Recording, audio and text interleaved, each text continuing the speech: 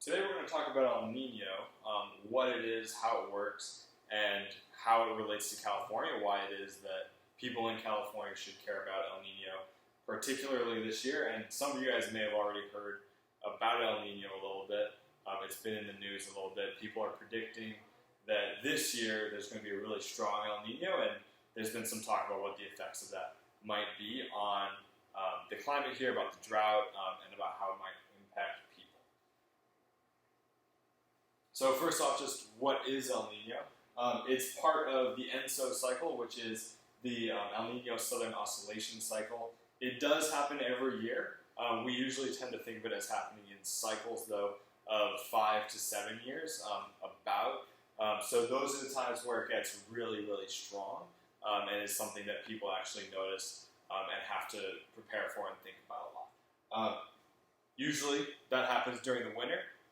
It's called El Nino, the boy, because of Christmas, and so we call it El Nino, and there you go. Usually, at least in this area, it means a lot of rain when El Nino happens. A lot of times we talk about South America experiencing El Nino. That's the example that's usually given, is what the coastline looks like down there. But in California, it's much the same, where it gets really, really wet and a lot of storms. Okay?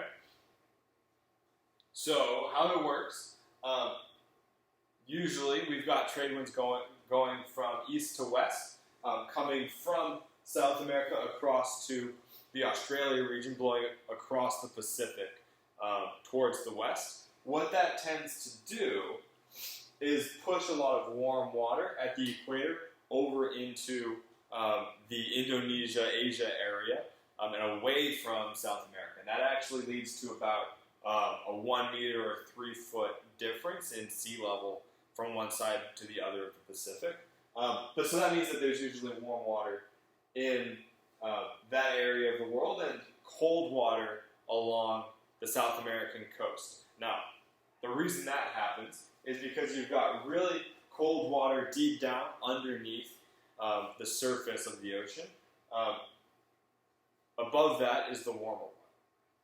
All right, so if that warm water all of a sudden is removed, is blown away towards the west, right, that warm water needs to be replaced with something else. And we replace that with the cold water. So that cold water comes up, and that's called upwelling. And that's something that you guys definitely need to know when we start talking about oceanic circulation and how nutrients cycle.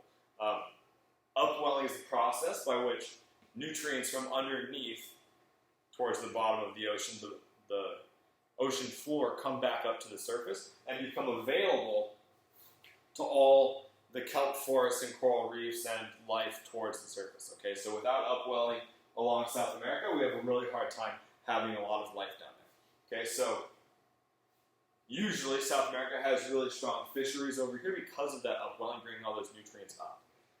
During El Nino, during a strong El Nino year, those winds weaken for a whole bunch of different reasons. It gets really complex with the way that the oceans actually cycle and the way water moves and the way that interacts with the atmosphere. Basically, for our intents and purposes, those winds go away. The trade winds stop. Okay, what that means is all that warm water that used to be over in the west by Asia comes back towards South America.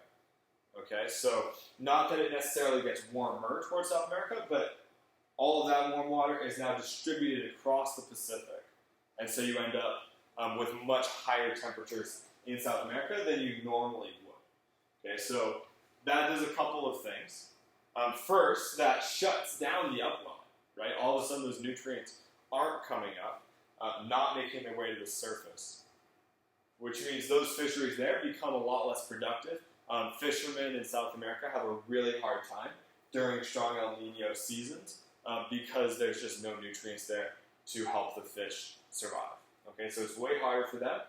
The other thing it does is dramatically increase the amount of storms that we get there, and I'm going to swap over to the next slide for this. Zooming in on the California area, looking at how El Nino affects storms here. The reason it gets so much stormier in both South America and North America during El Nino is because the jet stream moves due to El Nino. Okay? If we have this El Nino event going on where we've got warmer water by South America, warm air rises, same thing with warm water, right? Warm water comes to the top. That then starts to warm up the air over it. As that air warms up, it starts to lift. As soon as you've got convection going on, you've got more storms happening. Because you've got more moisture in the air, you've got uplift going on, and as soon as it hits a high elevation, as soon as it gets high in the atmosphere, it needs to then dump that moisture, and you get rain. Okay. Meanwhile, you've got that hovering over South America and California. So that's part of it. So you've got more convection, more storms going on. El Nino also, because of those high pressure systems, that convection, it pushes the jet stream north. Okay, so the jet stream would normally be kind of really high north in North America and closer down to the equator. This subtropical jet stream shifts north, brings that convection straight over Southern California up into San Francisco, the Bay Area. Okay? So all of a sudden we've got both more storms happening due to the convection of El Nino because it's warmer water.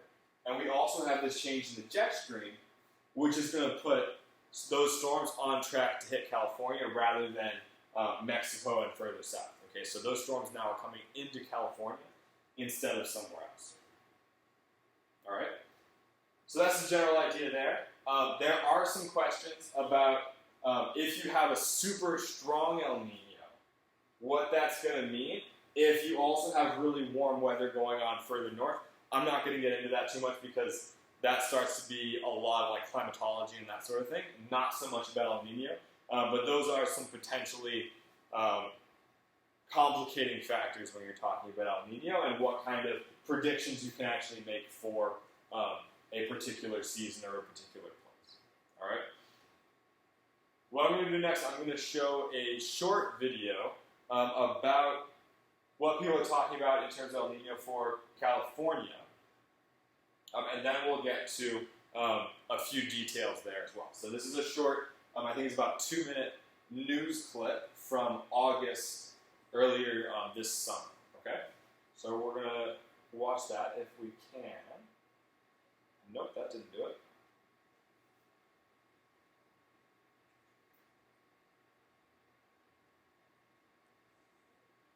There we go.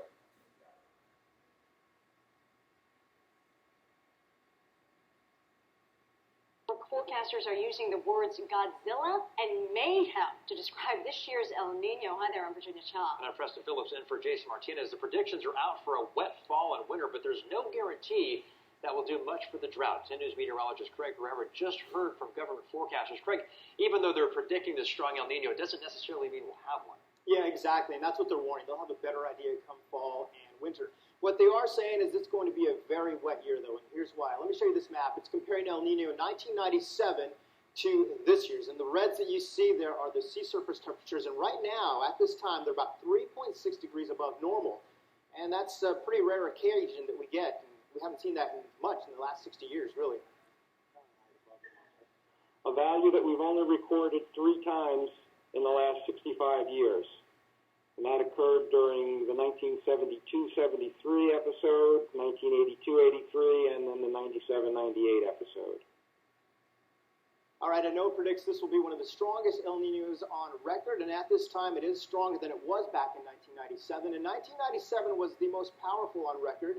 The winter that followed that event produced twice the annual rainfall for SoCal and twice the annual snowpack for the Sierra. Again, no advisors. Bottom line, this will not end our 4-year drought. We would need at least 1.5 to 3 times the annual rainfall to balance the 4-year drought deficit in Southern California.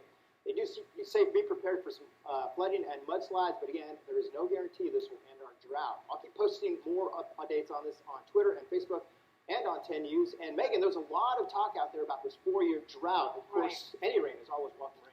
Yeah, and we've been talking a lot about the monsoon as well, and it actually has helped out in California's drought a little bit. I want to take you to last week's California drought monitor. This is the current one. If we could pull up last week so you can actually notice the difference.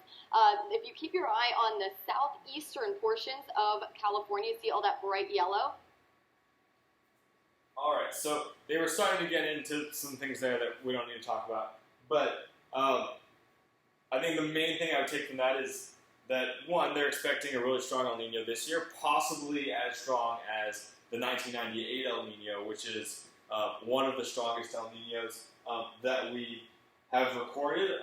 It did $550 million of damage just in California.